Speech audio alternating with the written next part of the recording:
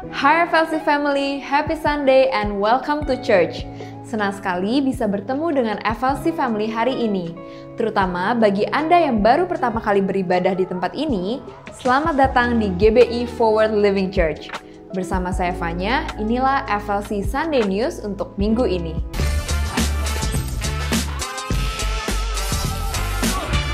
Bagi FLC family yang mau memberi diri untuk dibaptis, baptisan selam akan diadakan pada hari Sabtu tanggal 5 Juli. Untuk informasi dan pendaftaran dapat melalui link tree yang ada di bio Instagram FLC atau terhubung dengan volunteers yang melayani di area Home Lounge.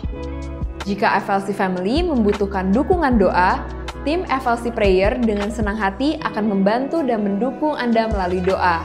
Atau Anda dapat mengisi form doa yang tersedia di area Home Lounge. FLC Sunday Service setiap minggunya dapat FLC Family lihat kembali di YouTube channel Forward Living Church. Untuk mendapatkan informasi tentang kegiatan dan pelayanan gereja, FLC Family dapat mengunjungi Home Lounge atau menghubungi WhatsApp FLC Office di 0816 633 633 atau terhubung melalui Instagram FLC. Saat ini kita mau bersama-sama merayakan FLC Family yang berulang tahun dan juga merayakan ulang tahun pernikahan di sepanjang minggu ini.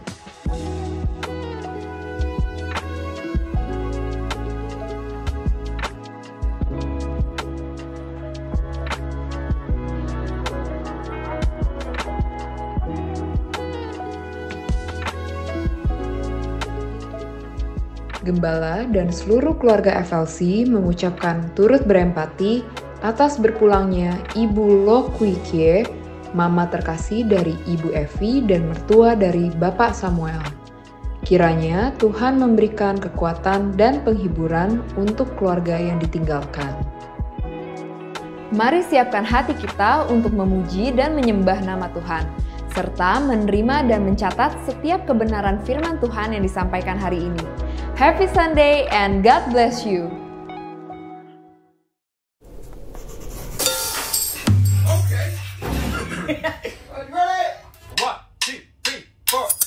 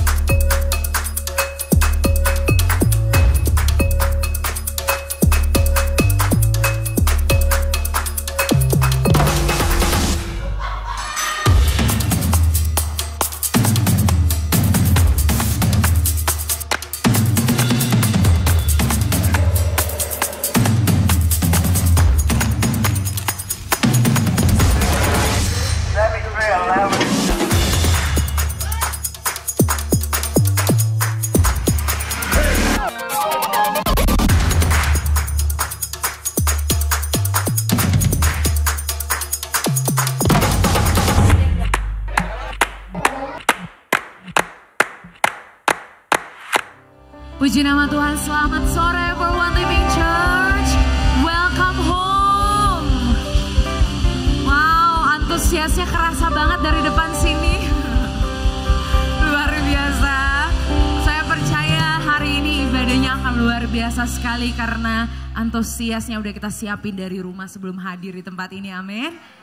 Dan biarlah setiap kita gak cuma datang tapi kita bisa belajar dan terima sesuatu untuk kita bawa pulang supaya 1 minggu ke depan kita punya bekal untuk bisa dilewatin, amin. Tundukkan kepala, kita bersatu di dalam doa.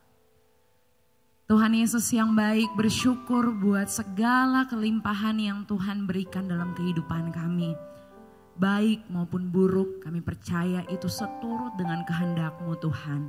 Hari ini biarlah kami bisa memuji menyembah Engkau secara leluasa, Bebaskan tubuh, jiwa, dan roh kami supaya kami bisa mendedikasikan 1 jam ke depan ini untuk bersorak-sorak, memuji nama Tuhan, naikkan syukur kami untuk segala kebaikan yang boleh Tuhan limpahkan dalam kehidupan kami. Ya Tuhan, ajarlah kami untuk bisa membuka hati kami selebar-lebar, memfokuskan pikiran kami supaya waktu firman Tuhan disampaikan itu menjadi benih yang baik bertumbuh buat setiap pertumbuhan iman kami Tuhan. Kami minta pertolongan daripada-Mu, Roh Kudus. Terima kasih karena Engkau sudah mendahului setiap kami di tempat ini. Kuasai setiap kami dan biarlah hadirat-Mu Tuhan betul-betul menguasai hati dan pikiran kami. Kami rindu untuk dilawat, kami rindu untuk diurapi lewat hadirat Tuhan di tempat ini. Mari sama-sama yang mau terima dan percaya boleh katakan amin. Puji Tuhan, sama-sama yuk bangkit berdiri. Tengok kanan kiri, bilang sekali lagi shalom. Shalom. Tinggikan nama Yesus, Allah yang layak untuk dipuji. Come on.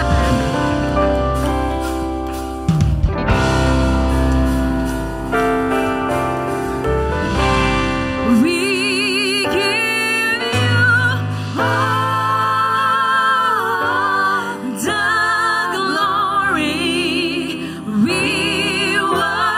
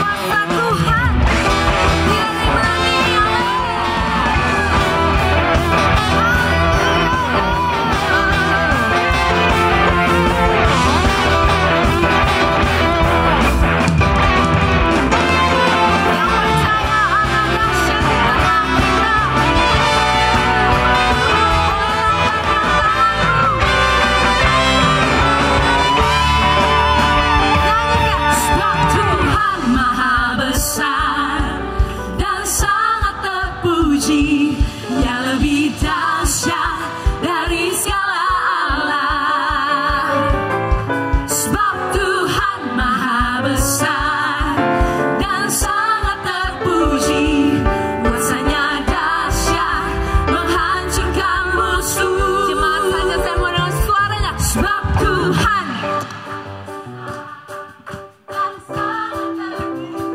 katakan, Engkau besar. Oh yeah. Kuasanya dahsyat menghancurkan musuh. Sebab Tuhan maha besar dan sangat terpuji, Dia lebih dahsyat dari segala alam. Sebab Tuhan maha besar dan sangat terpuji, kuasanya dahsyat menghancurkan musuh. Kuasanya dahsyat menghancurkan musuh. Yang berhatinya percaya, kuasanya dahsyat menghancurkan musuh.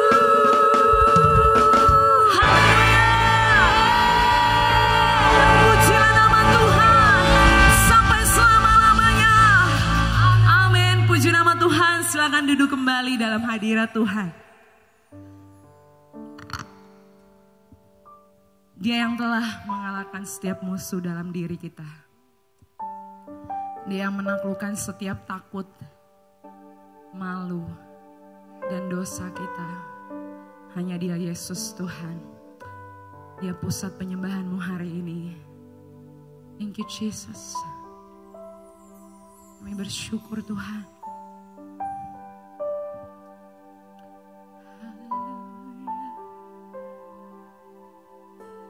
Bila ku buka mataku dan lihat wajah-Mu, ku terkagu. Bila ku lihat hidupku dan karya tangan-Mu, ku tersanjung karena semua yang baik dalam hidupku itulah karya-Mu. Kau beri kesempatan yang baru dan ku ingin mengenal-Mu Tuhan lebih dalam dari semua yang ku kenal. Tiada kasih yang melebihi-Mu. Ku ada untuk menjadi penyembah-Mu.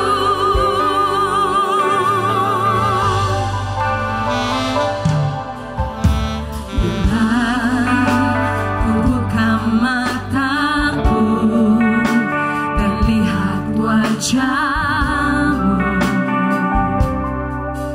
ku terkagum. Bila ku lihat hidupku dan karya tangan-Mu, ku tersanjung karena semua yang baik dalam hidupku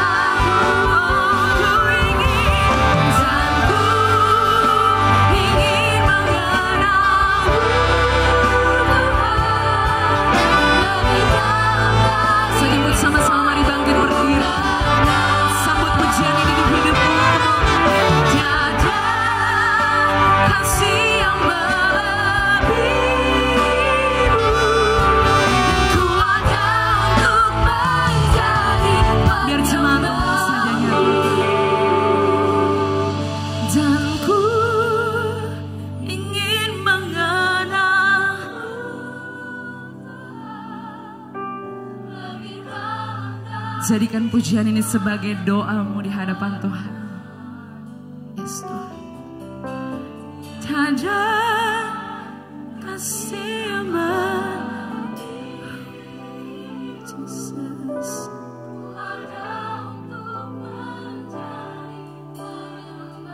Mari sekali lagi nyatakan.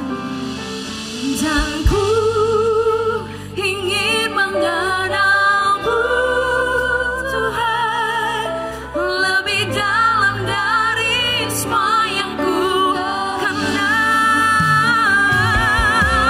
Tiada kasih yang lebihmu, ku ada untuk mencari kerinduan kami Tuhan.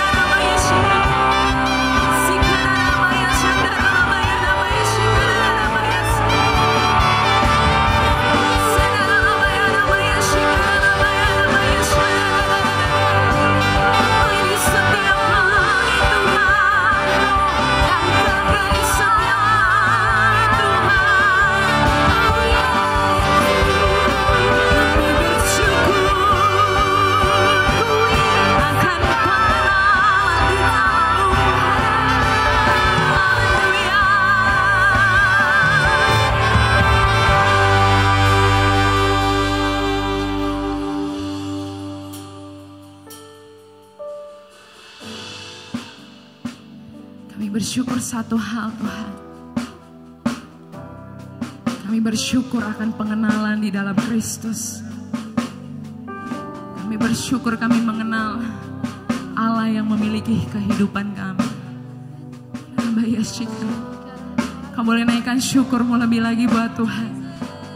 Bersyukur akan imanmu di dalam Kristus. Bersyukur akan pengenalanmu di dalam Dia. Sikara labaya namanya sik nana namanya sik nana namanya sik nana labaya namanya sik.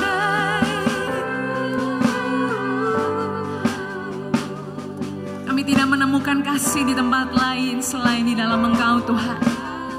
Kami bersyukur kami mengenal kasih di dalam Engkau. Namanya sik namanya.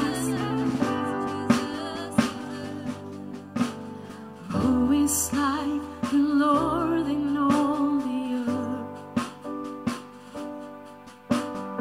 matchless love and beauty elsewhere. Nothing in this world will satisfy. Jesus, you're the cup that won't run dry. Sing in your presence, your praise. is heaven to me.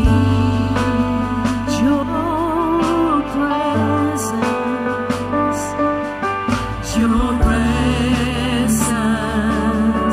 is heaven to me.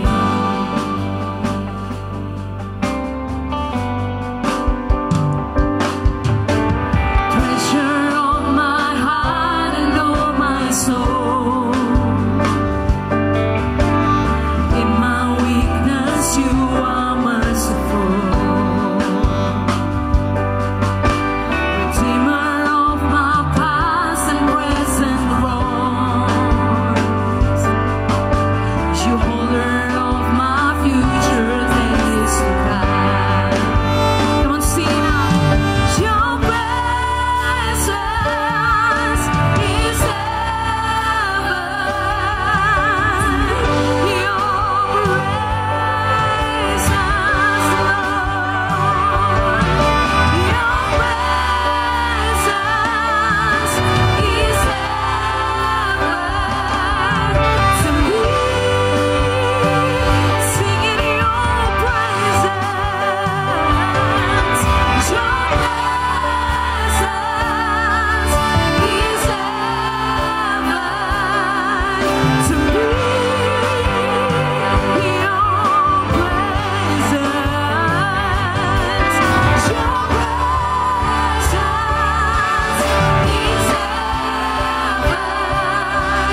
to me.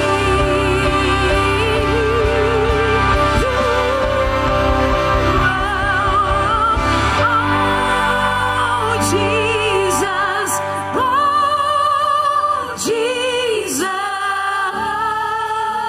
Mari panggil nama Yesus. Your presence is heaven to me.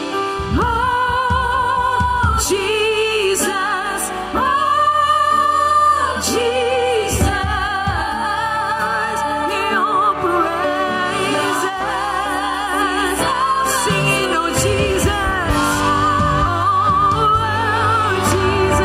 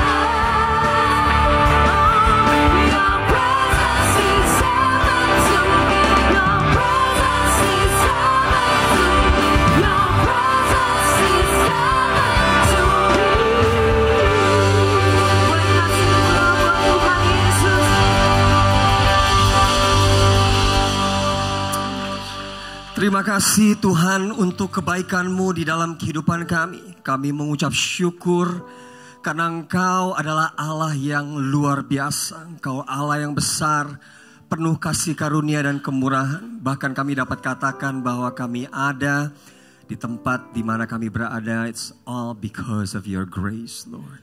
Terima kasih Tuhan. Hari ini kami mau menghampiri firman-Mu. Kami berdoa agar ini bukan cuma sekedar menjadi kata-kata yang manis, yang baik, mungkin yang lucu untuk diucapkan dan dinikmati bersama-sama. Tapi kami berdoa supaya Roh Kudus memakai ini semua untuk menyatakan isi hati Tuhan kepada kami. Kehendak-Mu yang terjadi bukan kehendak kami. Sebab Engkaulah Raja kami. Jadilah kehendak-Mu di bumi seperti di surga. Supaya kami ini terus-menerus dibangun, diubahkan serupa dengan gambaran-Mu. Terima kasih Tuhan. Kami serahkan semuanya ke dalam tangan-Mu. Di dalam nama Tuhan Yesus Kristus kami berdoa dan mengucap syukur. Amin, amin. Berikan tepuk tangan sekali lagi buat Tuhan kita.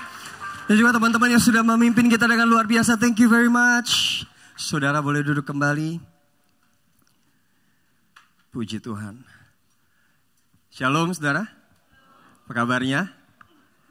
Luar biasa, baik. Yes, yes, yes katanya ada beberapa orang. Well, nama saya Johannes Telly. Saya salah satu pastor dari JPCC, Jakarta Praise Community Church. Sebenarnya sudah beberapa kali saya membawakan firman Tuhan di Forward Living Church. Tapi terakhir kali saya membawa firman Tuhan di Forward Living Church itu waktu masih di Neo Soho. So, jadi ini pertama kalinya saya membawakan firman Tuhan kembali di tengah-tengah saudara yang sudah ada di Pondok Indah Mall, Office Tower berarti ini ya, kurang lebih ya. Wah, luar biasa. Tepuk tangan dong buat kemurahan, kemuliaan Tuhan, kasih karunia Tuhan buat saudara semua. Well,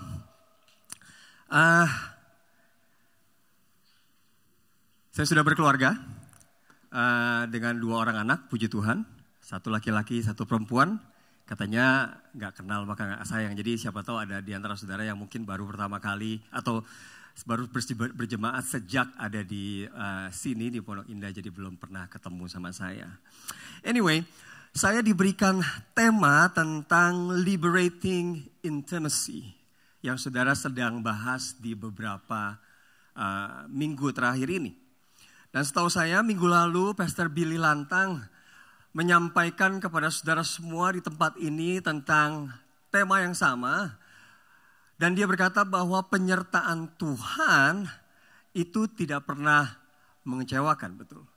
Penyertaan Tuhan sempurna, bahwa kita bisa merasa bahwa di dalam Tuhan, keintiman dengan Tuhan yang kita bangun akan terus membawa kita berjalan di dalam rencana Tuhan yang Dia rancangkan, yang Dia sediakan bagi kehidupan kita. Walaupun kadang-kadang kita melihat pintunya tertutup, tapi bukan berarti Tuhan tidak ada di sana. Tuhan justru ada di tengah-tengah semuanya itu untuk membawa kita menggenapi rencananya di dalam kehidupan kita. Nah, hari ini saya ingin berbicara tentang sebuah subjek atau sebuah topik, yaitu tentang devoted atau berbakti atau pengabdian gitu ya. Nah, pertama-tama saya ingin menyatakan kepada kita semua bahwa when it comes to intimacy, waktu kita berbicara tentang keintiman, apalagi keintiman dengan Tuhan kita, I can say bahwa everyone can have intimacy with God. Setiap kita, saudara dan saya, tidak ada satupun yang terkecuali sebenarnya bisa memiliki keintiman dengan Tuhan. Nah, pancingannya adalah begini, saudara. Just because it's available doesn't mean bahwa kita semua pasti mendapatkan atau memilikinya. Karena keintiman diperlukan hubungan timbal balik. Yang namanya keintiman biasanya pasti terjadi di dalam sebuah hubungan. Nah, hubungan tidak hanya dengan satu arah saja, tapi diperlukan timbal balik. Ya, betul. Everyone can have intimacy with God. Tuhan bahkan menciptakan kita untuk sebuah keintiman. Pertama-tama intim dengan Dia, Tuhan Sang Pencipta kita. Tapi hanya karena Tuhan mau intim dengan kita, bukan berarti kita jadi otomatis intim dengan dia. Diperlukan tindakan kita, diperlukan keinginan kita, bahkan respons kita untuk datang mendekat kepada Tuhan. Untuk mengenal dia, bahkan untuk hidup di dalam kasih-Nya. Nah, when it comes to the subject of devoted, waktu kita berbicara tentang devoted, saudara mungkin sering dengar bahwa bahkan senang kalau kita dibilang bahwa kita adalah seseorang yang devoted. Seseorang yang penuh dengan pengabdian. Baik itu saudara dibilang sebagai seseorang yang devoted husband, devoted wife, seorang istri yang berbakti, seorang anak yang berbakti, seorang suami yang berbakti. Artinya adalah devoted biasanya orang yang memberikan dedikasinya, memberikan komitmennya, penuh perhatian, fokusnya untuk sesuatu atau untuk seseorang di dalam menjalani kehidupannya. Biasanya orang yang devoted akan menuai hasil yang maksimal di dalam apapun yang dia bangun, apapun yang dia serahkan pengabdiannya. Nah, bagaimana dengan kalau hari ini kita sedang berbicara intimacy dengan Tuhan? Bagaimana kalau saudara dibilang juga sebagai seorang devoted follower of Christ? Seorang pengikut Kristus yang penuh dengan pengabdian, yang berbakti, yang begitu all out dengan segenap hati. Nah, pertanyaannya adalah seperti apa a devoted followers of Christ?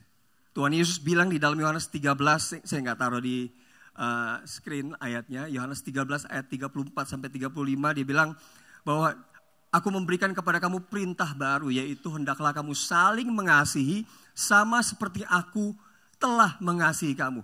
Jadi dia minta kita, perintahkan kepada kita untuk saling mengasihi, tapi bukan dengan standarnya dunia ini atau manusia. Tapi dengan cara yang sama seperti Tuhan telah mengasihi kita. Dan dia bilang, waktu kita saling mengasihi, maka semua orang dunia ini akan tahu bahwa engkau adalah murid-muridku. Jadi kita dikenal sebagai seseorang yang devoted to Christ, devoted to God. Waktu kita saling mengasihi satu sama lain. Nah, saya ingin menarik perhatian saudara kepada ayat firman Tuhan di Kolose 2 ayat 6 sampai 7. Kolose 2 ayat 6 sampai 7.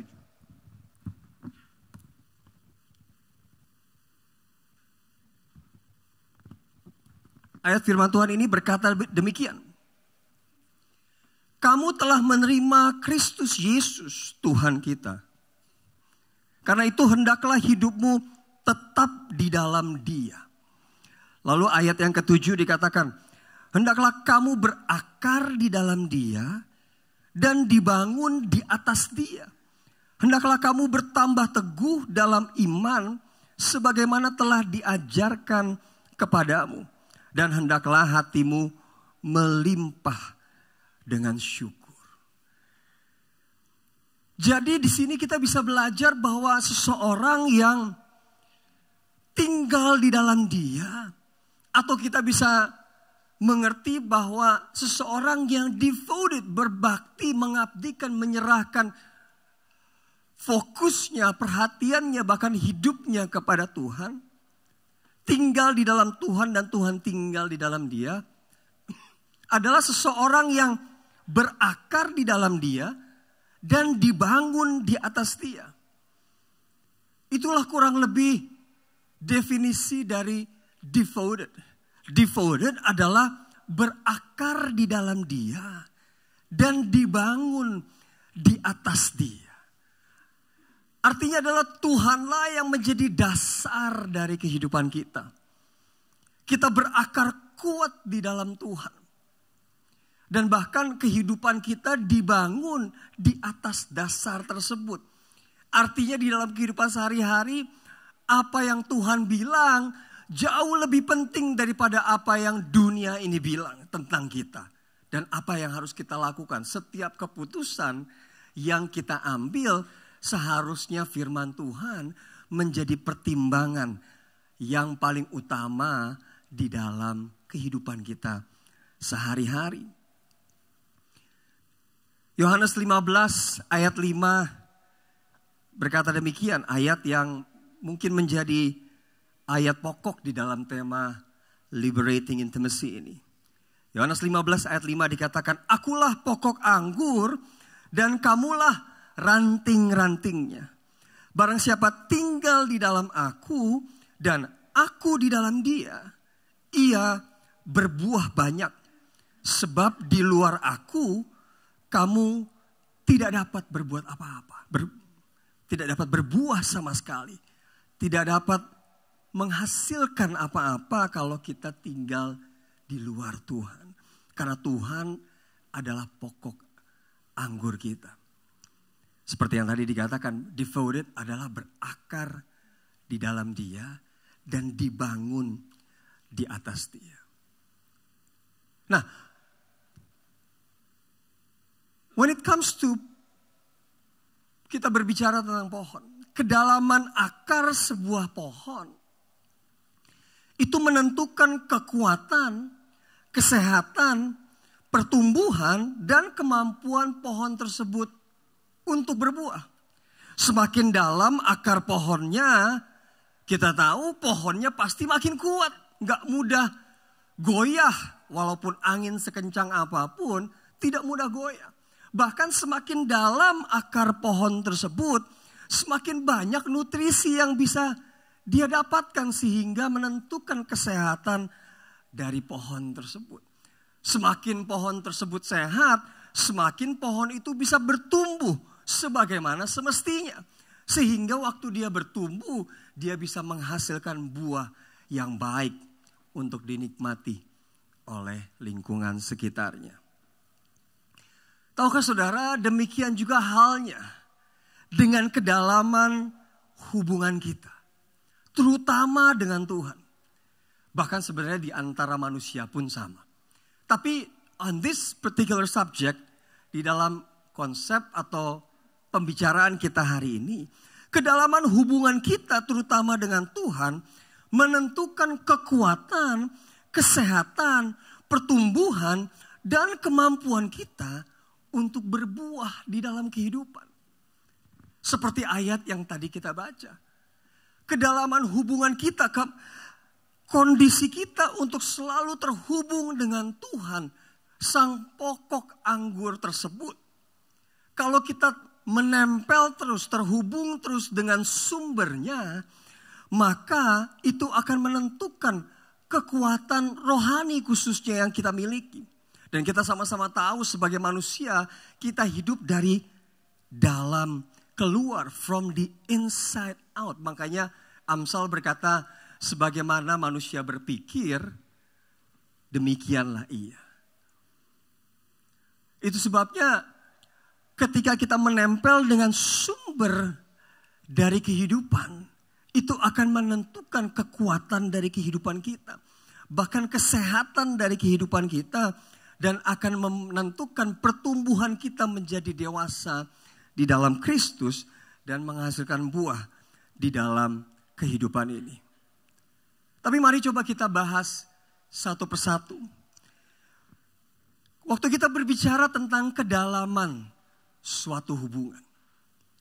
Kedalaman suatu hubungan biasanya tidak terjadi hanya dalam satu event saja. Atau mungkin dalam konteks yang kita bicarakan, waktu saudara menerima Yesus sebagai Tuhan dan Juru Selamat satu kali, lalu udah pasti kuat, pasti sehat, pasti bertumbuh, dan pasti berbuah. Seperti yang tadi yang saya katakan, just because it's available, bukan berarti saudara otomatis mendapatkannya. Sama-sama kita tahu bahwa kalau hari ini kita sehat, bukan berarti besok, minggu depan, bulan depan, 1 tahun ke depan atau 10 tahun lagi kita pasti akan terus-terusan sehat secara otomatis. Kesehatan perlu direspon nih, perlu dijaga, perlu dipelihara. Demikian juga kekuatan. Tidak ada orang yang bikin resolusi di awal tahun, bayar member gym untuk 1 tahun, tapi kalau datangnya cuma sebulan ya kekuatannya terbatas. Gitu ya, yang 11 bulan lagi investasi aja di dalam gymnya. Atau datang ke gym lebih banyak ngobrolnya daripada latihannya sebenarnya. But anyway, kembali ke dalam kedalaman hubungan adalah sebuah proses yang harusnya terus-menerus terjadi di dalam kehidupan kita. Nah, mari kita bahas proses apa saja yang perlu terjadi kalau kita mau memiliki hubungan yang dalam khususnya dengan Tuhan. Seperti yang tadi kita tahu bahwa kita dikenal sebagai orang yang dekat dengan Tuhan, yang berbakti, yang memberikan hidupnya kepada Tuhan. Devoted follower of Christ, murid-murid Kristus, kalau kita saling mengasihi. Nah, oleh karena itu, yang pertama-tama perlu terjadi adalah di dalam sebuah proses kedalaman hubungan tersebut adalah proses untuk menerima. Setelah menerima, ada proses untuk mengenal. Karena saudara tidak bisa mengenal kalau saudara tidak terima terlebih dahulu.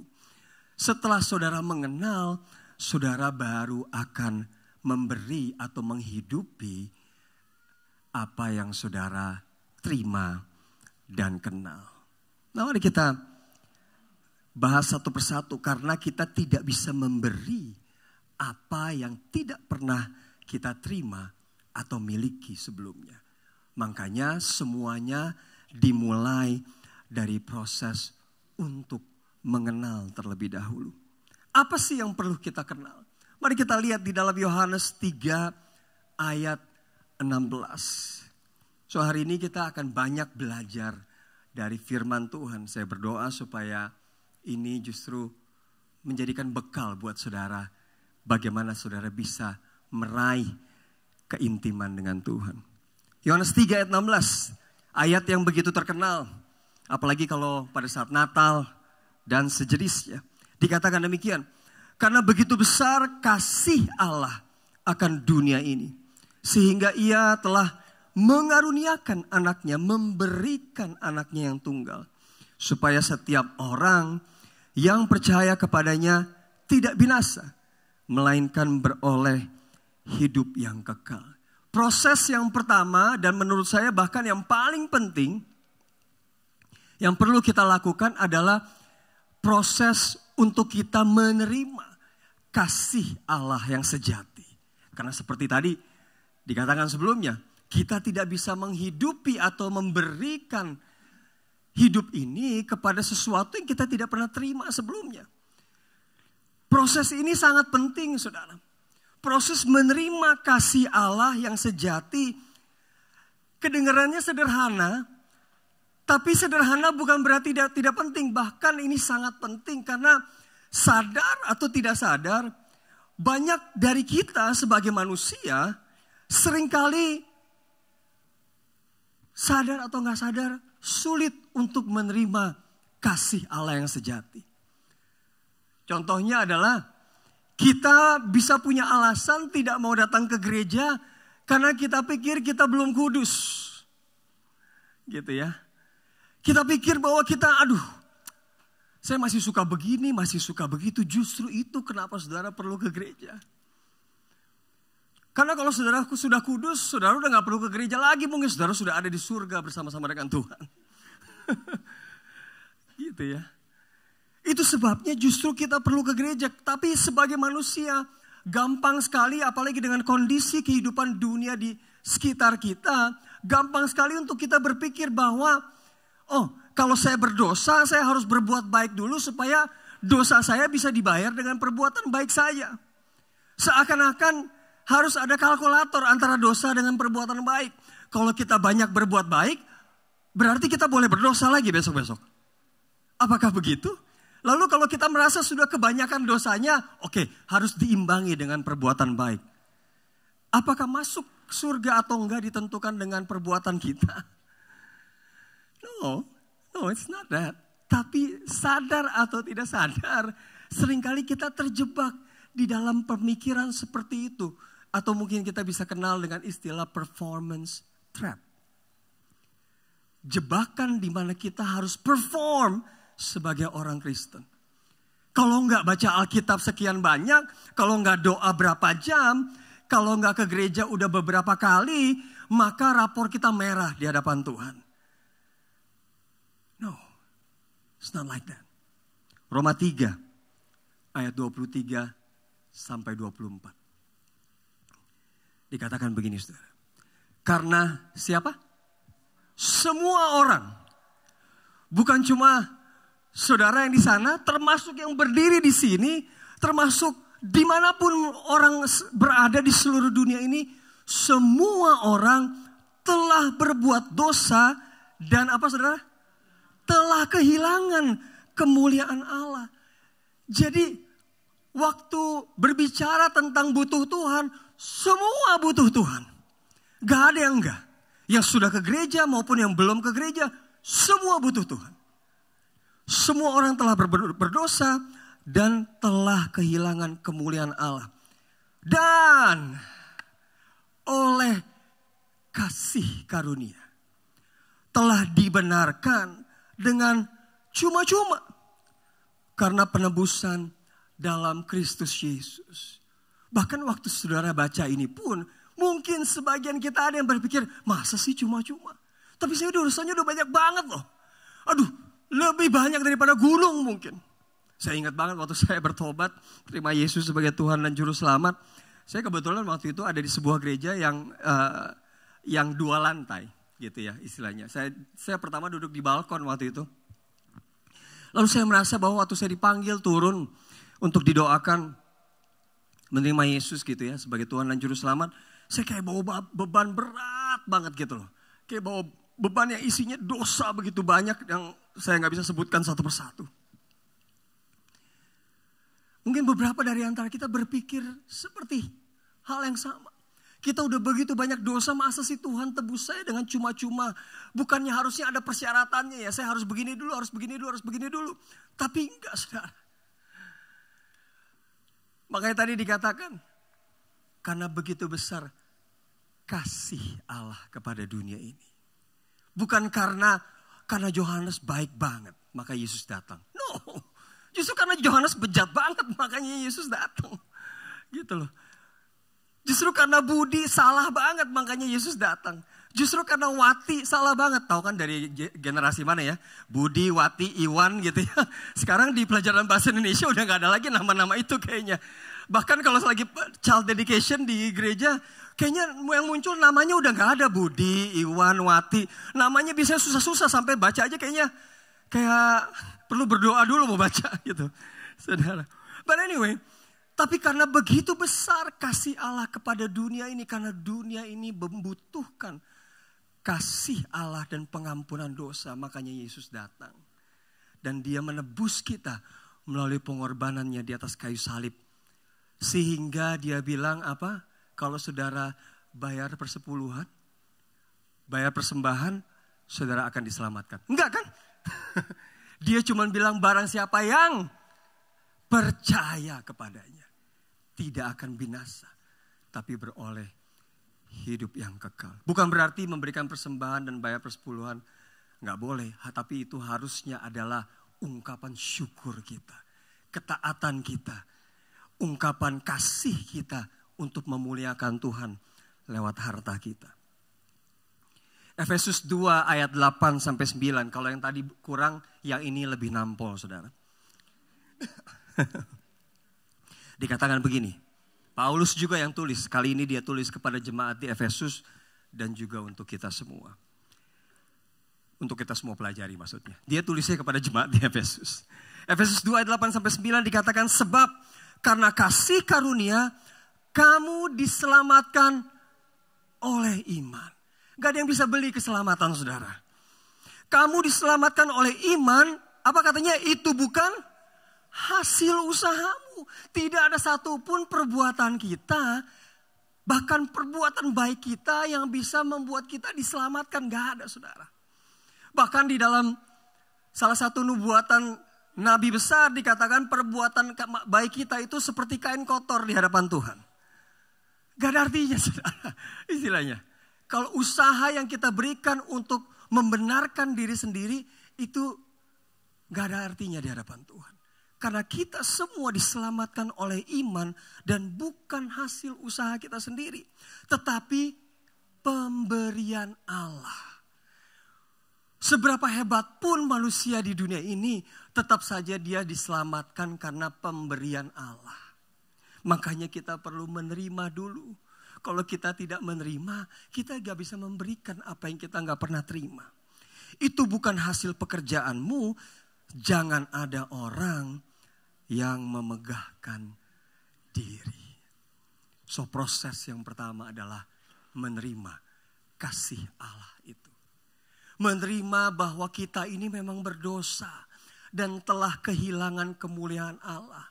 Kita ini manusia ciptaan, kita bukan pencipta. Makanya kita gak bisa menyelamatkan diri kita sendiri. Kita perlu juru selamat untuk datang dan menyelamatkan kita. Oleh karena kasih karunia-Nya dan melalui iman percaya kita. Sebelum kita masuk dalam proses yang kedua, 1 Yohanes 4 ayat 10 dikatakan, inilah kasih itu. Bukan kita yang telah mengasihi Allah, tetapi Allah yang telah mengasihi kita. Waktu ngomong tentang kasih pun, itu bukan dari kita, tapi Allah yang terlebih dahulu mengasihi kita, makanya kita jadi mengerti bagaimana caranya mengasihi. Kalau enggak, kita nggak tahu caranya mengasihi dengan benar. Tetapi Allah yang telah mengasihi kita dan yang telah mengutus anaknya sebagai pendamaian bagi dosa-dosa kita. Proses yang kedua adalah mengenal kasih Allah yang sejati. Seperti yang tadi dikatakan. Melalui ayat tadi kita belajar bahwa kasih adalah sebuah pilihan untuk memberi.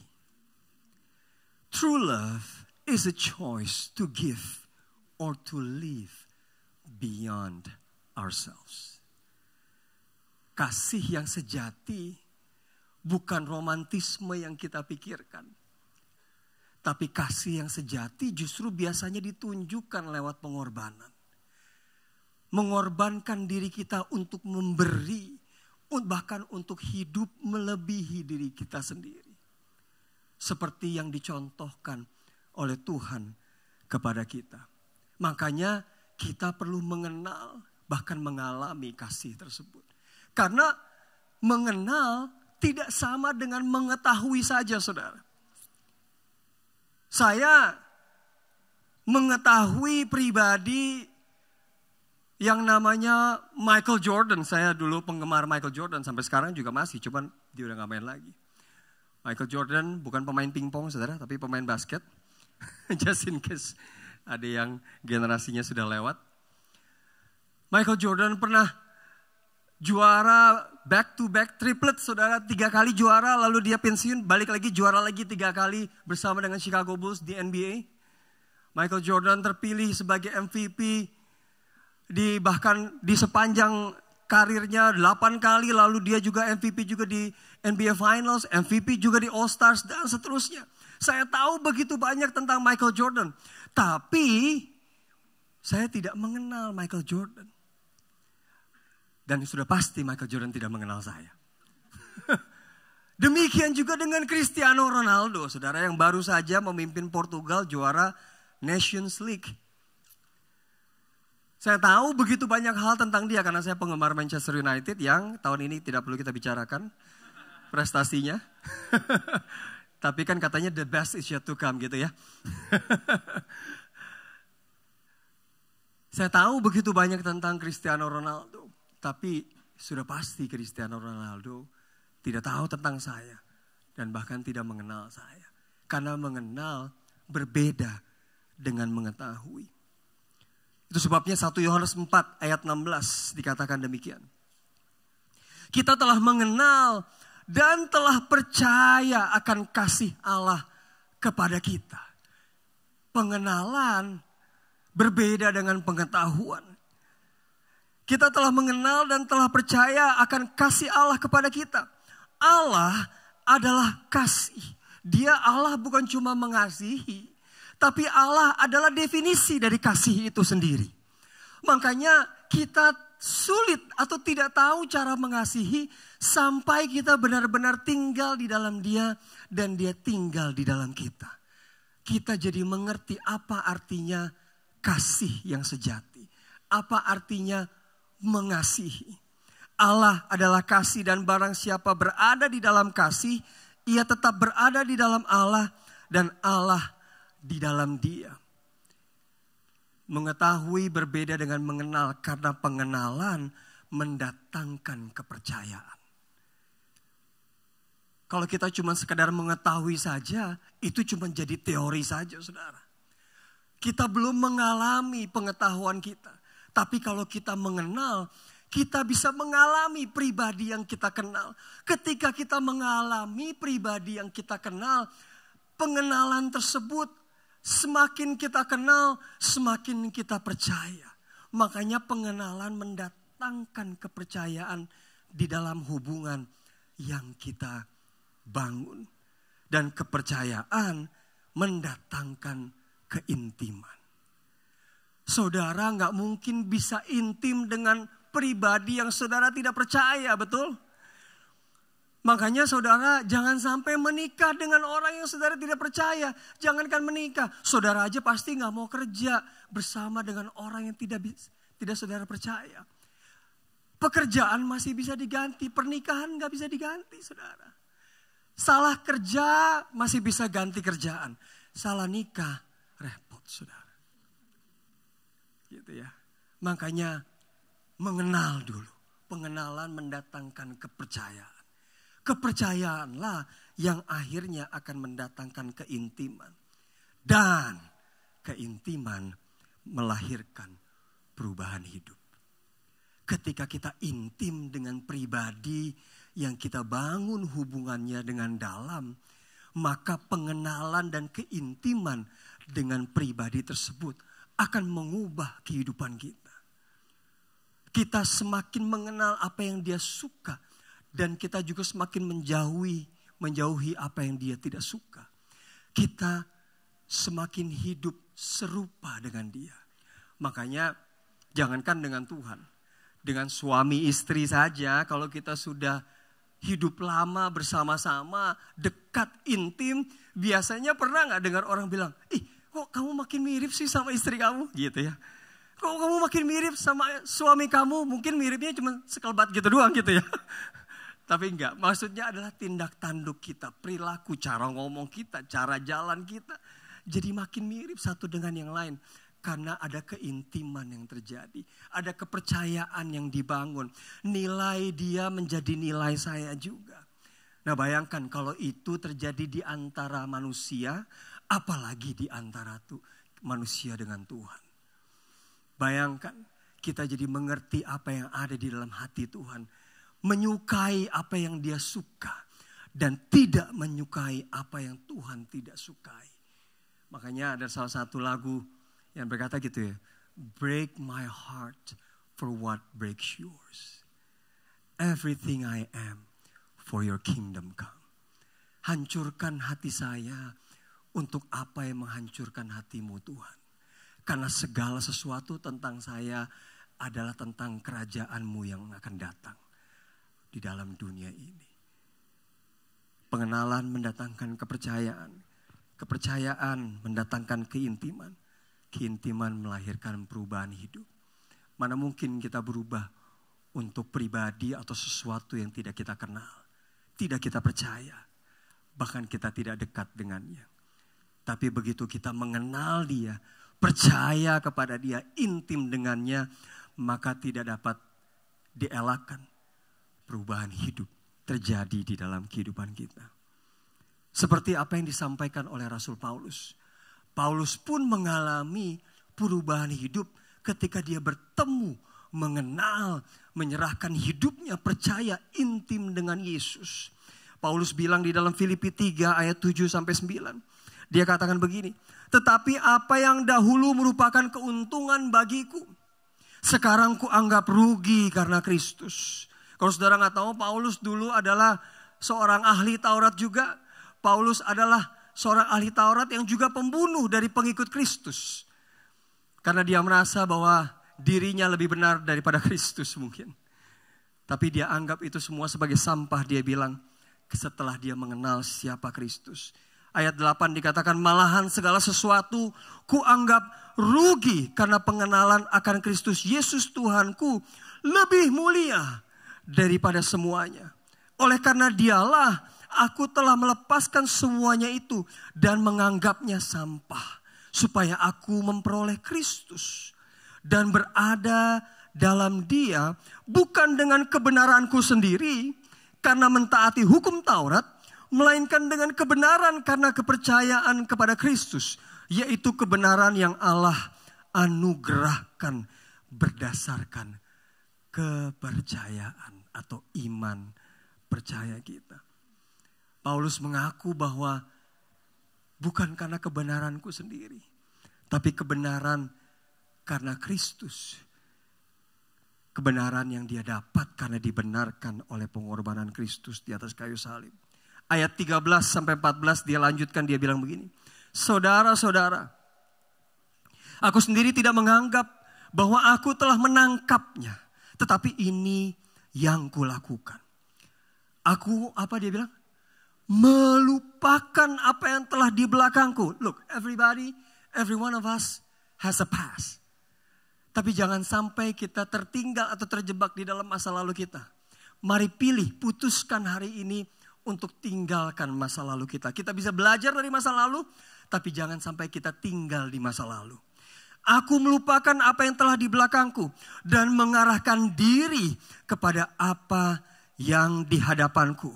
Dan berlari-lari kepada tujuan untuk memperoleh hadiah, yaitu panggilan surgawi dari Allah dalam Kristus Yesus. Wow. Proses yang ketiga yang terakhir adalah proses untuk memberi. Memberi hidup ini. Menghidupi kasih Allah yang sejati. Kita sudah menerima. Kita sudah belajar untuk mengenal. Dan sekarang waktunya kita untuk memberikan, membagikan, menghidupi kasih Allah yang sejati di dalam kehidupan kita. Mari kita lihat sedikit tentang hal ini. 1 Yohanes 2 ayat 5 sampai 6. Saya baca dari terjemahan bahasa Inggrisnya Amplified Version. But whoever habitually keeps his word and obeys his precepts. Tapi siapapun yang secara kebiasaan menyimpan atau menjaga, memelihara firman-Nya dan juga menaati ketetapan-ketetapannya, and treasures his message in its entirety, dan mengindahkan pesan firman-Nya secara keseluruhan.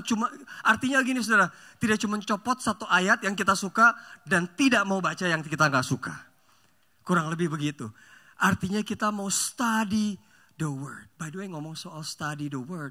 Tahukah saudara, di zaman Yesus ada di dalam dunia ini, worship itu sangat identik dengan studying the word of God.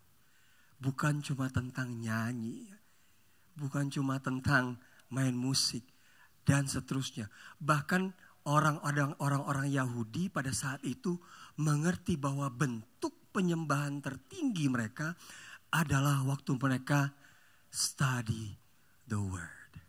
Bukan cuma baca loh saudara, tapi mempelajari firman-Nya. Waktu saudara mengerti, baca lalu begini, wow, saya gak pernah tahu bahwa Tuhan seperti ini. Bahwa kasih-Nya begitu luar biasa, bahwa begini. Itu salah satu bentuk penyembahan tertinggi saudara. Kenapa? Karena firman-Nya yang mengubahkan kehidupan kita. Bukan nyanyian kita. Bukan permainan musik kita. Tapi waktu kita bernyanyi, waktu kita bermain musik, pastikan kita bernyanyi dan bermain musik untuk menyembah Tuhan dengan segenap hati kita berdasarkan firman yang telah kita pelajari. In Him the love of God has truly been perfected. Di dalam Dia kasih Allah benar-benar telah disempurnakan. Artinya begini, it is completed and has reached maturity. Telah lengkap dan telah matang mencapai kedewasaannya. By this we know for certain that we are in Him. Oleh karena inilah kita tahu bahwa kita ada di dalam Dia. Whoever says he lives in Christ, siapapun yang berkata dia hidup di dalam Kristus, that is, whoever says he has accepted Him as God and Savior, yaitu siapapun yang telah berkata bahwa dia telah menerima Yesus sebagai Tuhan dan Juru Selamat, ought as a moral obligation, wajib sebagai kewajiban moral, to walk and conduct himself just as He walked and conducted Himself. Harus berjalan dan berperilaku sama seperti Kristus berjalan dan berperilaku di dalam dunia ini. Bahasa Indonesianya deh lebih nampol kan? 1 Yohanes 2 ayat 6 dikatakan, barang siapa mengatakan bahwa ia ada di dalam Dia, ia wajib apa saudara? Hidup sama seperti Kristus telah hidup. Bagaimana mau hidup sama seperti Kristus telah hidup kalau saudara nggak mengenal Dia? Saudara tidak mengalami pribadinya.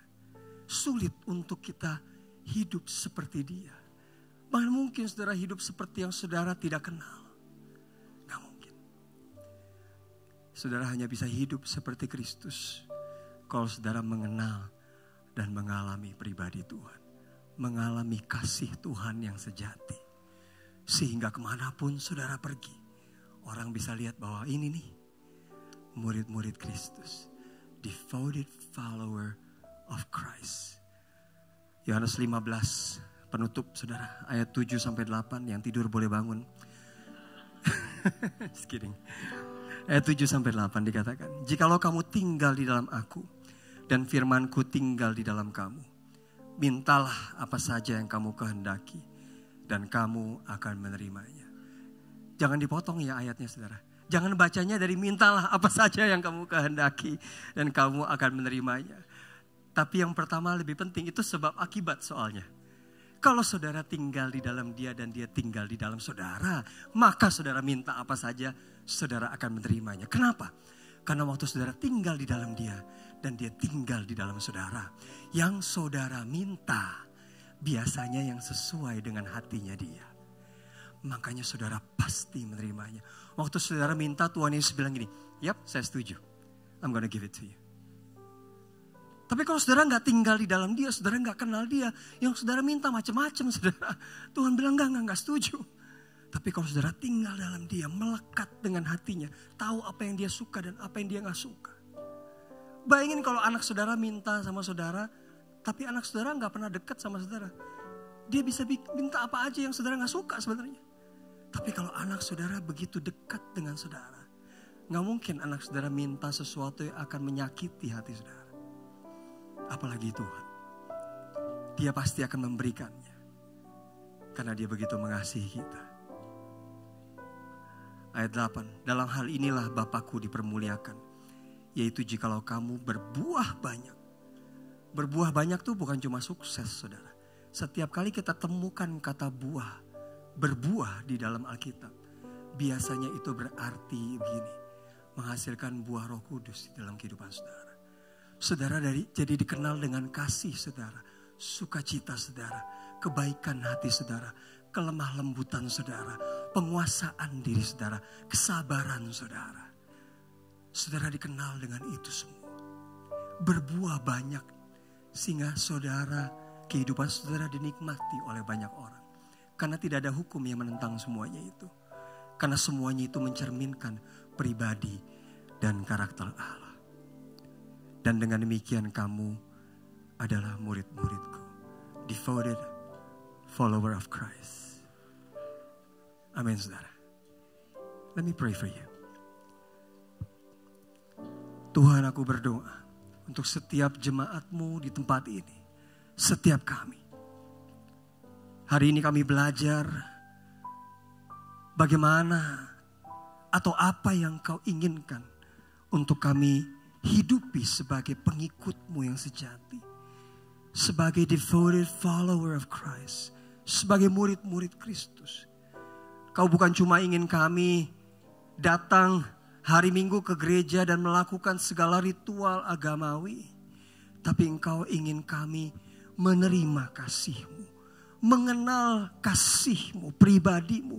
Bahkan mengalami kasih-Mu. Supaya kami juga bisa menghidupinya. Membagikan kasih itu kepada satu sama lain. Kepada orang-orang yang ada di dunia kami. Supaya nama-Mu ditinggikan dan dimuliakan. Dan kami dikenal sebagai orang-orang yang dekat dengan Engkau. Tapi bagaimana mungkin kami dikenal sebagai orang yang dekat dengan Engkau kalau kami sendiri tidak mengenal Engkau. Itu sebabnya kami butuh Engkau, Roh Kudus. Pimpin kami, tuntun kami untuk mengenal pribadi-Mu. Untuk mengalami pribadi-Mu. Sehingga kekristenan kami bukan hanya jadi sekedar agama. Tapi kekristenan kami menjadi sebuah gaya hidup yang mencerminkan Kristus di dalam dan melalui kehidupan kami. Sehingga lewat semuanya itu perubahan hidup terjadi. Transformasi terjadi. Nama Tuhan ditinggikan dan dimuliakan. Terima kasih Tuhan. Terima kasih Tuhan. Let's worship the Lord one more time. Come on, worship leader.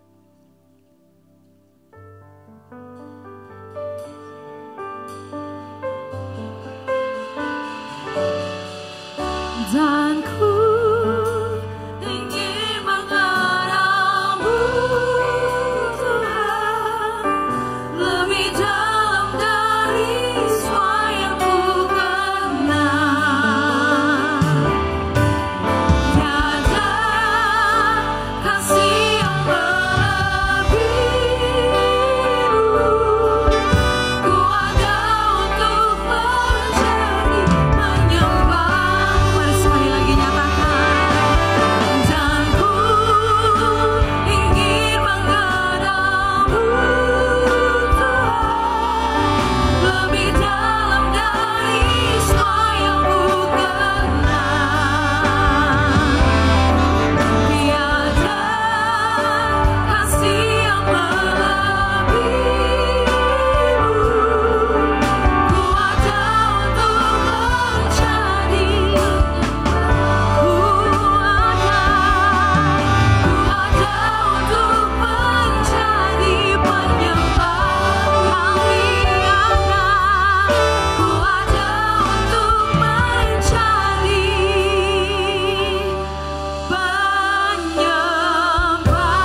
penyembah-Mu. Boleh kasih tepuk tangan yang terbaik buat Tuhan Yesus. Biarlah setiap kita diberkati, alami setiap firman Tuhan yang terima hari ini dengan iman supaya kita bisa pulang membawa sesuatu yang baik. Amin. Seberapa dari kita yang diberkati pada pagi hari ini, boleh saya lihat lambaian tangannya. Puji Tuhan. Firman Tuhan yang begitu luar biasa, saya percaya bahwa dalam pertumbuhan dan perubahan selalu ada yang namanya rasa sakit. It calls proses. Dan semua kita pasti di tempat ini sedang mengalami proses. Masing-masing punya proses pertumbuhan sendiri-sendiri. Dan saya berdoa biarlah kita terus menerima, mengenal, dan memberi diri untuk mengenal kasih yang sejati itu. Amin. Puji Tuhan, thank you so much untuk Pastor Johannes Telly for the powerful message. Boleh kasih tepuk tangan yang terbaik. Luar biasa. Saya mengucapkan terima kasih untuk semua jemaat yang pagi hari ini sudah hadir bersekutu bersama-sama. Dan juga mungkin ada yang baru pertama kali hadir mencoba beribadah dengan Forward Living Church. Terima kasih banyak, dan ada teman-teman di Home Lounge yang sudah siap untuk menyambut saudara, untuk melayani saudara. Jika ada dari saudara yang mungkin ingin dilayani dan didoakan, mereka sangat siap dan sudah ready banget untuk melayani setiap saudara. Pastinya setiap kita jangan malu untuk bisa menghampiri Home Lounge. Dan juga jika saudara ingin connect dengan our passion adalah small group FLC, dan saudara juga bisa connect di Home Lounge jika saudara ingin bergabung dengan passion. Dan boleh sama-sama kita kasih apresiasi yang terbaik buat semua teman-teman volunteer yang sudah melayani saudara. Pada pagi hari ini saudara bisa duduk dengan nyaman, disambut dengan baik, dan bisa menikmati ibadah sepanjang pagi hari ini dengan baik. Semua karena ada teman-teman yang mereka sudah mendedikasikan diri mereka untuk melayani setiap saudara, dan doakan mereka biar terus ada pertumbuhan dan perubahan yang terbaik di setiap kehidupan mereka. Amin. Salam dari Pastor Josh dan Sis Alena yang saat ini sedang melakukan trip di Milan. Kita berdoa supaya mereka tetap stay safe and sound dan kembali lagi di minggu depan beribadah bersama-sama dengan kita semua. So, saya mengundang Pastor Johannes Telly untuk bisa memimpin kita dalam doa berkat. Thank you. Sama-sama mari bangkit berdiri. Mari kita bangkit berdiri bersama-sama. Well, sebelum saya tutup di dalam doa, saya just want to encourage you. This is a great church. Ini adalah gereja yang luar biasa. Saya kenal Pastor Josh dan Alena cukup lama juga.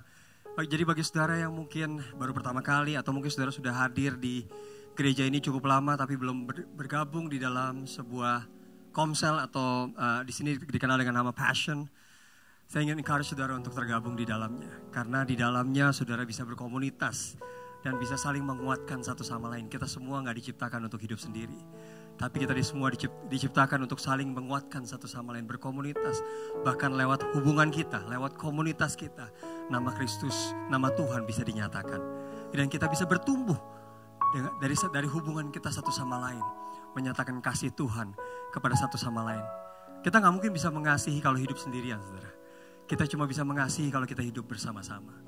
Untuk itu, you can consider, bisa pertimbangkan untuk saudara coba tergabung di dalam Passion, di dalam kelompok kecil yang ada di dalam gereja ini, sehingga saudara bisa bertumbuh dan melihat bagaimana Tuhan memberkati kehidupan saudara dan bahkan menyatakan rencananya di dalam kehidupan saudara. Let's pray. Sekali lagi, Tuhan terima kasih untuk kebenaran-Mu. Terima kasih untuk gereja ini.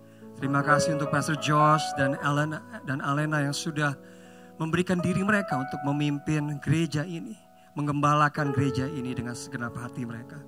Berdoa biar kiranya gereja ini terus-menerus menyatakan kemuliaan Tuhan. Di dalamnya ada firman Tuhan yang membangun kehidupan para jemaat. Ada penyembahan yang dinaikkan. Ada kasih Tuhan yang dinyatakan kepada satu sama lain. Supaya nama Tuhan dimuliakan di atas gereja ini. Bahkan Indonesia menjadi lebih baik karena gereja Forward Living Church ada. Terima kasih Tuhan. Kami angkat tangan kami siap untuk menerima berkat-Mu. Terimalah berkat yang datangnya dari Allah Bapa di surga serta kasih karunia melalui pengorbanan Yesus Kristus di atas kayu salib yang telah menyelamatkan kita dan memberikan kita hidup yang kekal. Serta hiduplah di dalam persekutuan yang manis dengan Roh Kudus mulai hari ini sampai Tuhan Yesus datang kembali untuk yang kedua kalinya. Terimalah berkat ini dan jadilah berkat kemanapun kau pergi di dalam nama Bapa, Putra dan Roh Kudus. Semua yang percaya dan menerimanya sama-sama berkata, Amin. God bless you everybody. Have a great one.